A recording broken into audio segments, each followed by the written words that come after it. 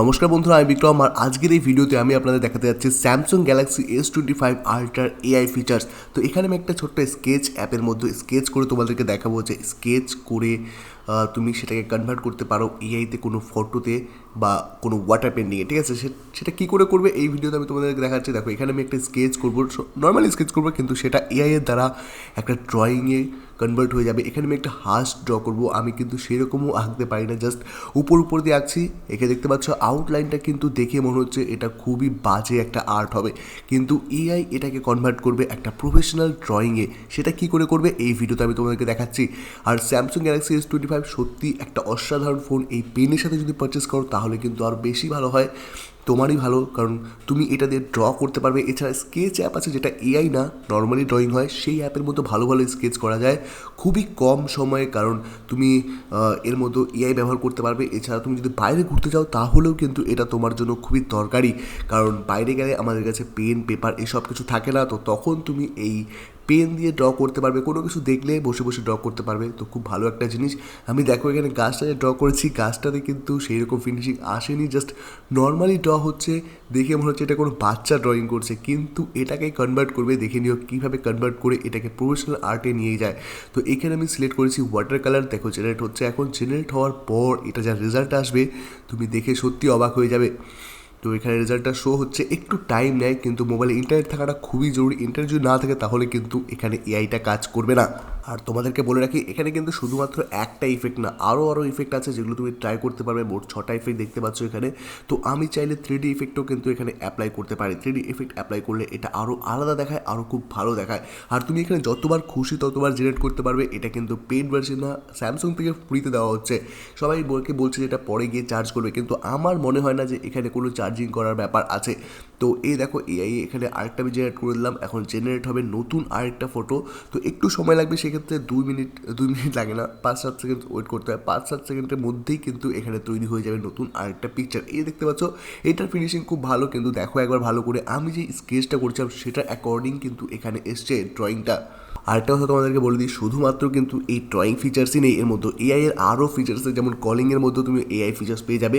তো এরকম ধরনের অনেক ফিচার্স আছে। এখন আমি তোমাদেরকে দেখাবো 3D ড্রয়িংটা। ঠিক আছে, এখানে 3D ড্রয়িংয়ের অপশন আছে, এই যে নিচেটা দেখতে পাচ্ছ।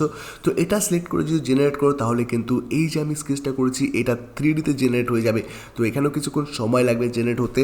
বারবার বলে দিচ্ছি, ইন্টারনেট কিন্তু দরকার এখানে। এই যে দেখতে পাচ্ছ 3D স্কেচ বা 3D ড্রয়িংটা, এটা কিন্তু সত্যি অসাধারণ। ওয়াটার কালার আর 3Dটা মিলালে কিন্তু সত্যি অসাধারণ লাগে। তুমি যদি কোনো রকম স্টোরি বানাতে চাও তাহলে কিন্তু এই অ্যাপটা খুবই দরকারি, কারণ আমাদের সেখানে অনেক ধরনের ফটো দরকার হয় এই স্টোরি বানাতে গেলে। এখনকার সময় ইউটিউবে কিন্তু খুবই ভাইরাল এই ধরনের ড্রয়িংগুলো।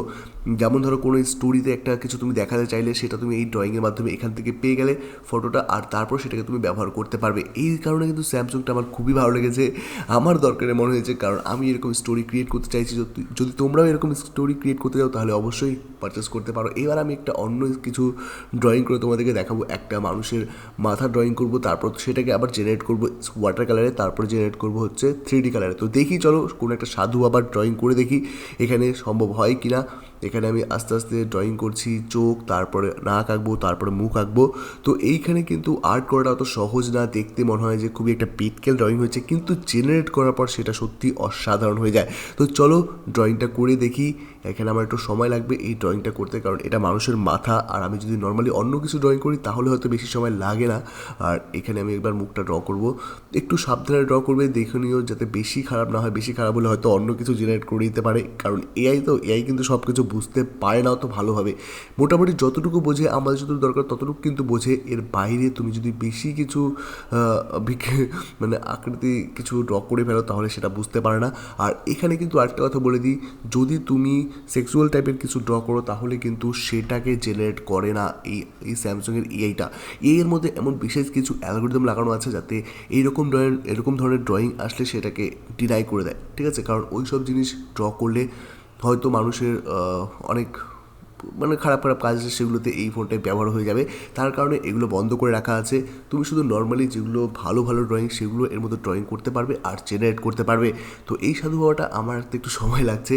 আর উপরে দেখতে পাচ্ছ মাথার মধ্যে একটা পাগড়ি দিয়েছে, জানি না এই পাগড়িটা জেনারেট করতে পারবে কি না নাই, কিন্তু আমি ড্র করে দেখবো যে কতক্ষণ সময় লাগে আর এটা জেনারেট করতে বা কতক্ষণ সময় লাগে। ফার্স্টে আমি 3Dতে জেনারেট করে দেখি, 3Dতে হয়তো খুব ভালো একটা স্কেচই দিবে, কিন্তু 3D এখানে সত্যি এত তাড়াতাড়ি ড্র হয়ে যায়। এটাকে আঁকতে গেলে কিন্তু হাতে আঁকতে গেলে অনেক সময় লাগবে। দেখো এখানে যেটা জেনারেট হবে এইটা তুমি যদি ড্রয়িং করতে যাও, সেটা পিসিতেই বলো কিংবা এই স্যামসাং ফোনে তুমি যদি নর্মালি ন্যাচারালি ড্র করতে যাও, তাহলে কিন্তু এটা করতে তোমার মিনিমাম 2 থেকে 3 ঘন্টা সময় লেগে যাবে যদি আমি কম করে বলি। আর যারা ড্র করেনি তারা যদি ড্র করতে যায় তাহলে 5-7 ঘন্টা।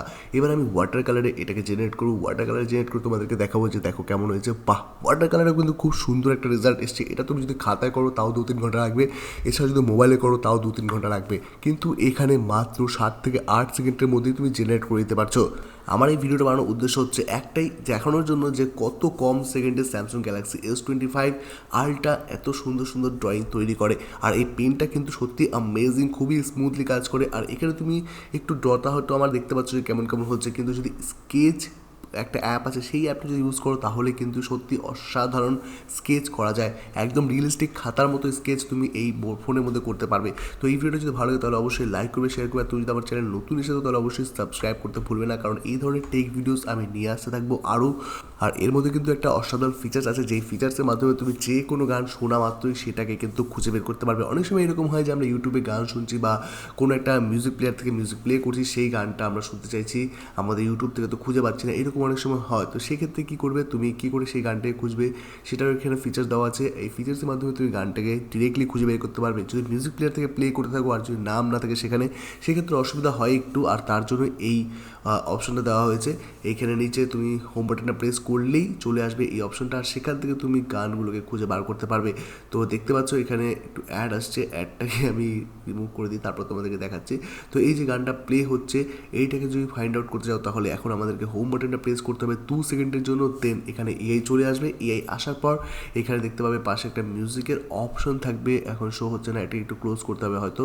তার আমি ক্লোজ করে দেন তারপর তোমাদেরকে দেখাচ্ছি এই যে মিউজিক অপশনটা, এখান থেকে একটু সময় শুনলে পরেই কিন্তু খুঁজে বের করে দেবে এআইয়ের মাধ্যমে যে তুমি কোন গানটা প্লে করছো, আর গুগলে চলে আসবে আর সেখান থেকে তুমি এই যে গানটা আছে গানটা প্লে করতে পারবে। তো এইরকম অনেক সময় হয় যে আশেপাশে গান বাজছে কিন্তু তুমি খুঁজে পাচ্ছ না, সেই সময় কিন্তু এটাকে ব্যবহার করে তুমি গানটাকে সহজে খুঁজে বের করতে পারবে। এই যে দেখতে পাচ্ছ সঙ্গের অপশনটা, এটা গুগল থেকেই বানানো হয়েছে আর খুবই অসাধারণ। আর এই যে ইমেজ যেটা ফাইন্ড করার অপশন, এটা সব ফোনেই থাকে এখনকার সময় দেখা যায়, এটা নতুন কিছু না হলেও কিন্তু গানেরটা আমার খুব ভালো লেগেছে যে সংগুলোকে খুঁজে বের করা যায়, কোনো অসুবিধাই হয় না।